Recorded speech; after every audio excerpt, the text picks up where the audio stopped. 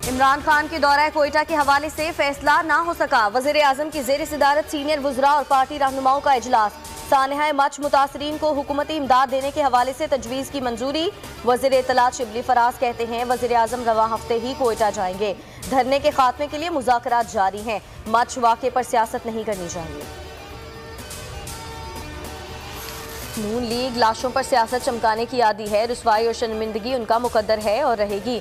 सिंध का खुद साख्ता शहजादा अपनी राह अलग कर चुका है। मरियम नवाज और बिलावल के दौरान कोयटा पर फिरदौस आशिक अवान का रद्द अमल। कहा मौलाना फजलुर रहमान याद रखे राजकुमारी और शहजादा उनसे एक बार फिर हाथ कर चुके हैं।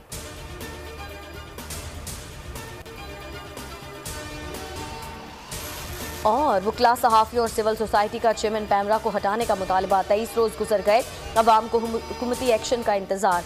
मुल्क भर में पैमरा दफातर के बाहर चेयरमैन के खिलाफ एहतजाज। लाहौर हाई कोर्ट में चेयरमैन पैमरा सलीम बेग की तैनाती चैलेंज है। मुर्तज़ा वहाब कहते हैं पैमरा के इकदाम आज़ाद सहाफत का गला दबाने की साजिश है।